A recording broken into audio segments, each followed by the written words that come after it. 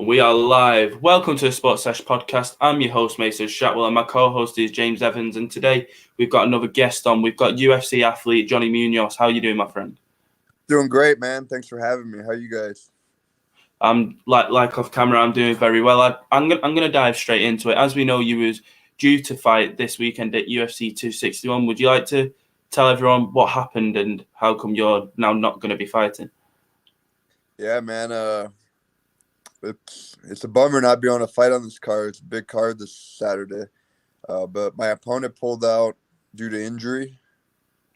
So my previous opponent for the card too also pulled out, I believe, due to injury. So a little frustrated, man. Not being these guys just falling out, and not being able to fight this Saturday. It's a big opportunity, and fighters that really dedicate their life to the sport, like myself, we put in a lot of time, a lot of work to not being able to get a fight.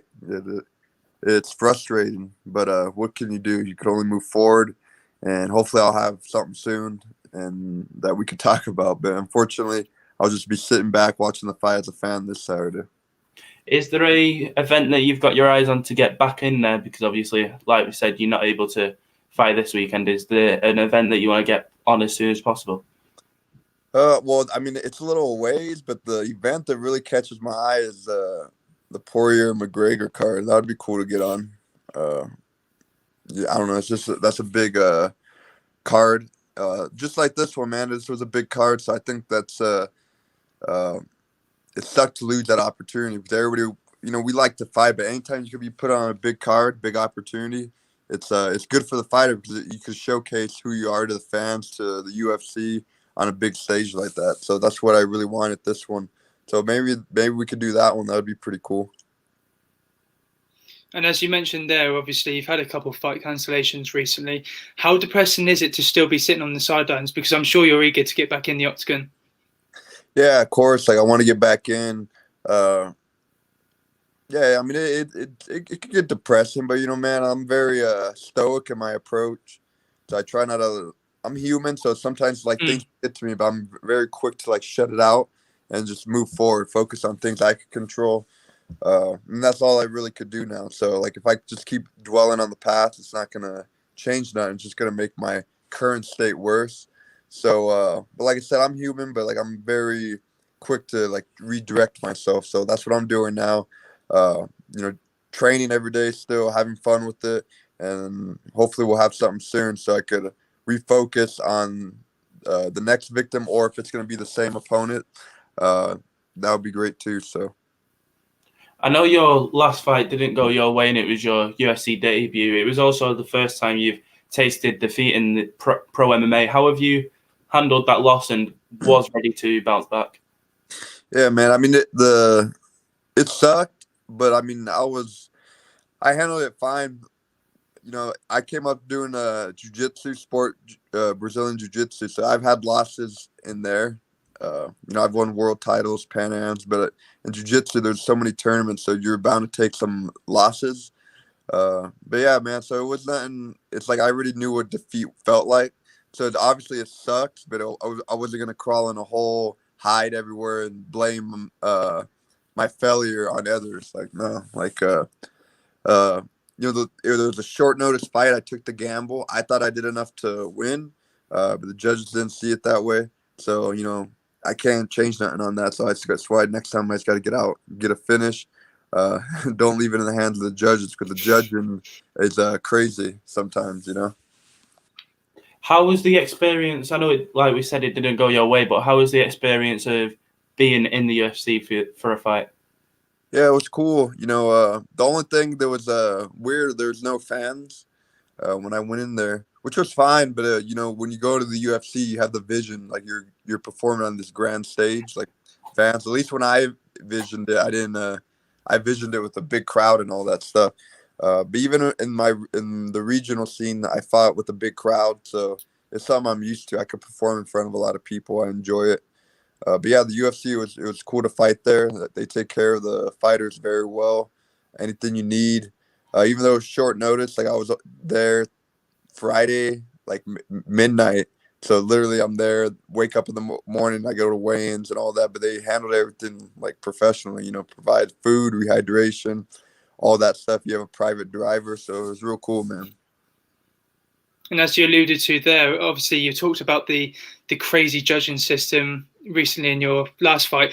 Do you think that the UFC and these athletic governing bodies can do more when it comes to producing and providing these coaches for these big events? Because 9 times out of 10, you'll always guarantee to see a controversial decision. Yeah, I mean, they need to do something, like change the scoring system. I was talking to somebody about this. Like, we're scored on a boxing scoring system, So we got these boxing judges, and it's like MMA is a whole different, more complex sport. You know what I mean?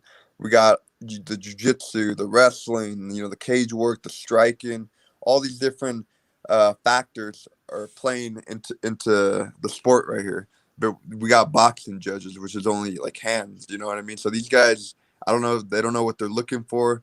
So I think the scoring system needs to change somehow. I can't, off the top of my head, think of something, but I think it'd be more efficient. The judging would be better if we had judges that actually understand what jiu-jitsu is, what wrestling is, what striking is.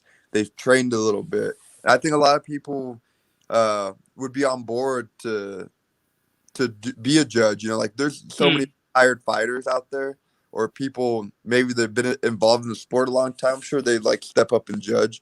Because it's frustrating for me to see, like, sometimes I think this past weekend, I don't recall the fight, but you'll see, like, when they go to distance, you'll see, like, 28-29 one person, or, like, whatever. And then you'll see it the same way for the other person. When you got the third judge, 30-27, it's like, how did that guy, like, what was that guy looking at? And these had it closer. So it doesn't make sense to me when I see things like that. But when you see things like that, to me, that's an eye-opener right there, that there's an issue with the scoring system, there's an issue with the judging system, and it needs to be addressed. And should you win your next bout, whether that be this month, next month, maybe even the summer, I know you talked about wanting to be on the Dustin Poirier versus McGregor trilogy card. What's your plans for the rest of 2021 going into 2022? Yeah, man, obviously, get on that would be cool. Get on that fight card, perform, let people know what I could do in the cage on a big stage like that, and then hopefully press forward with maybe 2 more fights this year. If it's possible, that would be cool. At least get 3 in this year, and then move into 2022. Be more active. So that's what I really want. I was hoping to already have a fight or 2 by this time, but things didn't plan out right. So that's what I'm hoping. Get at least 3 fights this year, if possible, and then go into next year being ready to be active. How did you originally get involved within the sports of MMA? Yeah, so for me, like, I started out as a 5-year-old kid doing Brazilian Jiu-Jitsu. Didn't like doing it. Would cry to like get out of it. Did not enjoy it at all. I hated it. But my parents kept me in it. They made me do it twice a week to develop confidence, coordination, all that stuff. Just a bit so I could defend myself, like in front of other kids, like bullying, all that stuff. And so I stuck it out, and then I started, liking it. Like as years were going by, the more I was just doing it, because I knew like I couldn't get out of it. So, and I would always go to watch fights with my dad, like UFC back in the day, Pride fighting. I remember back in those days. Like now we get fights every weekend. Back then it was like you get a fight every 2 months, every month or something like that. So I'd always go with him. I saw the fights, and I was like, man, that's real cool. Seeing like Rampage pick people up, slam them, Pride, like UFC back in the day. Like it was just, I was like, man, that looks real cool. Like I'd want to do that one day. So ever since then, like I got into competing jiu-jitsu like at age 12. And then I always knew I was going to do MMA one day. So I just was trying to get my black belt jiu-jitsu, get accomplished in a style. And then I converted over to MMA like around like 18, like started focusing more on the training and all that stuff. And then had my first fight at 21, and like the rest is history, man. So I always use me as an example. Like when you're starting out as a young kid, or if you're a parent and you got a young kid, you're putting them in a sport. Like, don't, make them do it. Don't, even if they don't want to do it, make them do it. It's like you're not hurting the kid, you're not pushing the kid. Like, my parents only made me do it twice a week. Like, kids these days, they go to school and they play too much video games. They need to be active and like do something. You know what I mean? And I really thank my parents for like making me do that, because if it wasn't for them, like, I wouldn't be here talking to you guys right now. So that could be anybody, So like, don't give up on your kid. Like, put them in it, even if they don't want it. At the end of the day, you're the parent. 100%. I'm always interested in finding this out. I know some fighters deal with struggles early on to like get where they are. Has yourself dealt with any struggles in life to get where you are? Yeah, man. So like my story's different. Like, it's not like I'm not gonna sit here and tell you like oh, this sad story. Like, I grew up this way, I grew up hard. Like, I always say, like, there's no sad stories. Like, nobody cares. Like, it's all about hard work. But for me, like, growing up, I've always been my parents, like, they took care of like me and my siblings. They didn't have much coming up, but like, they worked hard for everything they have now. Like they're a true success story. So just seeing them, like, as a kid, like, being able to provide for us, from having nothing to, like, just climbing up the ranks in society. So, and that's just through, like, the hard work they put in. So, like, we've always been, like, well off. They've always, no matter what, like, took care of us. So, yeah, we weren't like, I didn't, I guess, have that struggle like most people, because they at the end of the day, they put us first. They didn't make us go through that struggle. They worked very hard. Like, my dad had like 5 jobs just to be able to like support us and all that stuff coming up. And that's why I really appreciate my parents. They really taught me the values of life and everything. Made me earn everything I had to do. So in that sense, you could say as a kid that's a struggle, which most kids just cry and pout until their parents give them what they want. But with me, like, I get slapped up if I try to pull something like that off. My dad's very old school, so like everything I like do, he taught me like through tough love and everything. So I'm very appreciative of him and my mom. What is it about MMA that you enjoy the most? I think the thing I enjoy the most is, I think, the freedom in it. You know what I mean? Yeah. And what I mean by that is, like, if you do it correctly, like, there's rules you got to follow, but with this journey, it's like you're your own boss in a sense. Yeah, the only ones telling you what to do are your coaches. But if you're a true student, a true martial artist, they're not even going to be on your ass a lot. So, like, for me, like, I think that's what I enjoy the most, the freedom about it. Like, it's all up to me. Like, say if I didn't want to go to train, I ain't going to training, even though like I go to train every day. Like, for me, I never miss. It's never going to happen. That's an example right there. Like, I go to practice, I'm training, whatever. I have my set schedule. I don't have to worry about working a 9 to 5, like sitting on a desk and doing something that's meaningless that I don't want to do.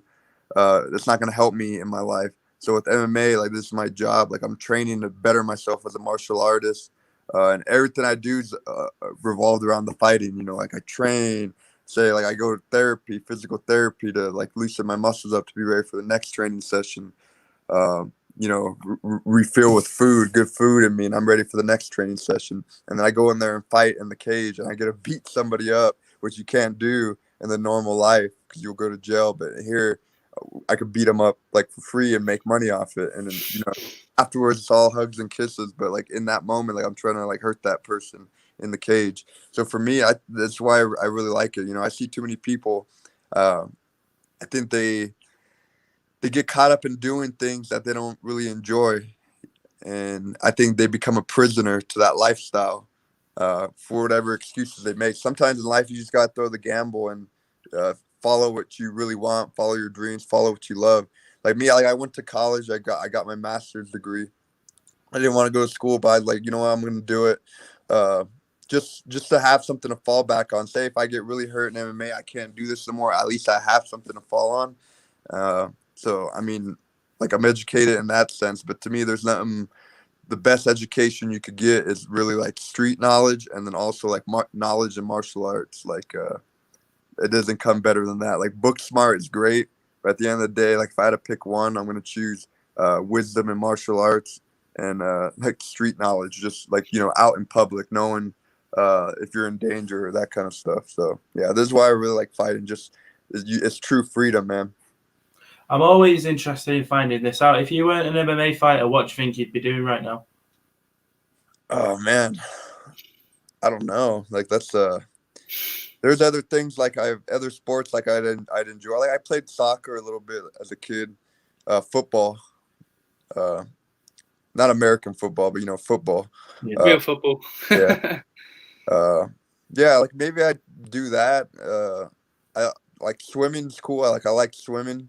But honestly, like, if I wasn't fighting MMA, it's tough to say because I feel, this journey really shaped me into who I am, and what I like to do. I feel like that's the core foundation of myself. So if I didn't have it, like I don't, I don't know. Maybe I'd be working 9 to 5.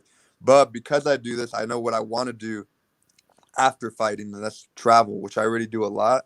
But I would really like to just like when fighting is over, just travel, like, go to the UK, live in the UK for a month, or go to Switzerland, live there for a month, go to Brazil, live there for a month, like things like that. Like I just really enjoy traveling, seeing different cultures, societies, how things are in different places. Because I think that's a big issue I think I see in the world today. A lot of people don't get out of their bubble. They're stuck in their bubble and they're stuck in their mindset. But they really need to step out of that bubble to see all these different issues or how different people are in the world. And for me, I like doing that.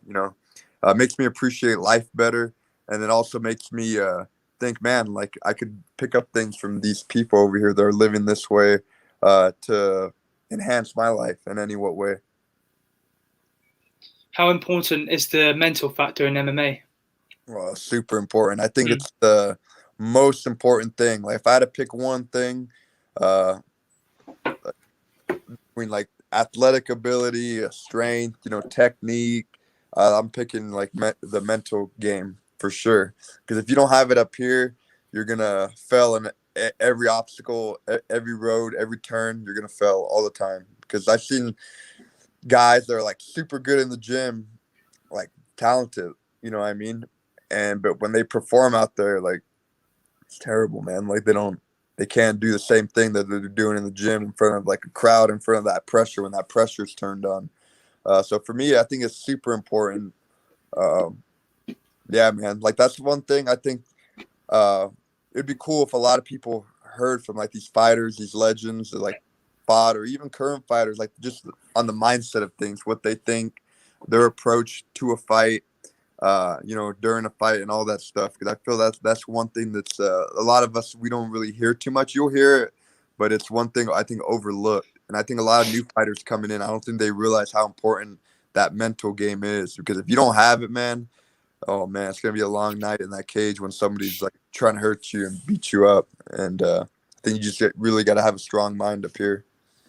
How important is it to stay humble while being a UFC athlete? Oh yeah, it's super important, man. Like you got to remain humble. I see a lot of guys like they get that UFC call, whatever, and oh, they're in the UFC. Like to them, they made it. Like, mama, I made it, or whatever. But to me, that's not the end goal. Like I've always known I was gonna be in the UFC. Since I was a kid, I always visioned it. So when I got there, obviously the moment was cool, but it was just a step. You know what I mean? It wasn't like that was the end goal for me. And I think that's the wrong mindset to have. A lot of these guys, they get there, I made it, and then they lose their fight, whatever. And then from there, it's just like, oh, I'm already in the UFC, so whatever happens, happens. And with that mindset, I feel that's why these guys lose. And then they end up getting cut from the UFC and they don't stay there.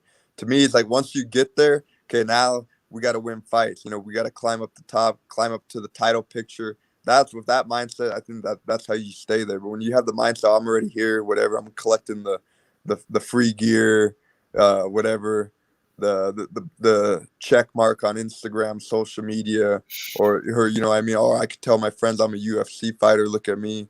I mean, hey, the bragging rights are cool, but for me, it's not about that. My goal is to be a UFC champion. So I want to do everything correct. And even if I don't do that, I want to know that like I died trying for that goal. So and that's what I'm going to do. So, but yeah, being humble is super important. For me, I don't feel any different than when I started this journey. I still feel the same way. So. Obviously, you've spoke about how you'd like to be on the McGregor Poirier trilogy card. Is there a name in mind that you'd like to face on that card? Yeah, so it'd be cool to fight, the opponents I was supposed to fight, Mark Striegel, which that was originally who I was supposed to fight, Jeremy Simmons. They both pulled out, so like it'd be cool to run it with those guys. Like, you know what I mean? Just I was prepared to fight them, so it'd be cool to fight them. Yeah, so I mean Jeremy Simmons, Mark Striegel pulled out pretty fast, so we didn't really. I mean, we were training, but there was no really time to, I guess, prepare for him. Jeremy Simmons, like we were in there longer for the fight camp, but then he pulled out just like this last week. So, yeah, man, like either one of them would be real cool to fight. So that's who I was scheduled to fight, and so I would like to run it with there. I don't like to have that asterisk there, like what if, you know what I mean? You like we said, you was supposed to be on this weekend's card, which is headlined by the Usman Masvidal rematch. Do you have a prediction for that fight? Yeah, I feel the fight goes Kamaru Usman's way. I feel by decision. I think it runs similar. I think Masvidal might have more moments in the fight, but I'm going with Kamaru Usman on the fight. I would like to see Masvidal win, pull it off. Like him as a fighter and everything, but I don't know. Usman's he's a smart fighter in the cage, so I feel he's gonna do what he needs to do to win. We know you fight featherweight. Do you think we'll ever see a weight change in the future, up or down? Yeah, well, I'm actually a bantam. So this fight was going to be a bantamweight this Saturday. That's my normal weight class. My last two fights have been at featherweight, the UFC debut, and then my last fight before the UFC was at featherweight. But yeah, I'm a bantamweight. Featherweight's cool and all, but there's some guys in there that are like huge, man. Like you get like Zabit, that guy's like what 6'2". Like I don't know how he makes 145.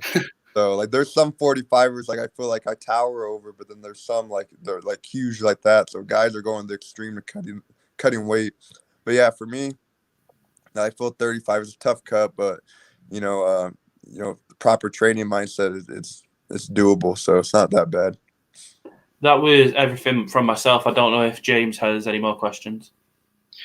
Literally all I've got to ask is, obviously, you made your professional debut way back when in 2015, I believe. How has mixed martial arts changed as a global sport since your professional debut? Yeah, I think there's just a lot more. You're seeing a lot more divisions grow. You know what I mean? I feel like when I started. For example, like the 135 division or the 45 division, it wasn't as popular. I mean, it was getting there, but now you're seeing like the division's more popular, like 135. There's like a bunch of killers in there. You got Sterling, Jan, Garbrandt, all these guys in there, TJ, Sanhagen. So now you're seeing these divisions stacked and full. So I feel like the growth of the sport is just really growing, like with the UFC Performance Institute now, like these guys in the UFC, they're getting top knowledge, nutrition, and just really how to train better. So you're seeing the evolution of athletes just really grow in the sport. And I think it's cool. It's going to push everybody to newer heights. And I just feel like, MMA athletes, I think we're like the toughest athletes in like for like all sports. And also I think it's the hardest sport. I'm not saying being biased because I'm in the sport, but I mean, if you take into account all the things we got to do to prepare us for a fight, it's a lot. We're not just focusing like on one thing. There's a lot of factors going into it, and it's a very complicated combat sport. So, but yeah, it's grown a lot since then. And last but not least, where can everyone find yourself on social media? Yeah, so you guys can find me on social media, Instagram, Twitter @Kid Kavimbo. I also have a page on Facebook. Kid Kavimbo as well. So you guys can check me out there. Give me a follow and follow my career all the way to the top. No doubt, man. I just want to say thank you for coming on, and hopefully we'll see you in that cage soon. No, I appreciate it. Thank you guys for having me. And hopefully you'll see me in there soon and we could talk about that. Take care, mate. All the best. Awesome. You guys have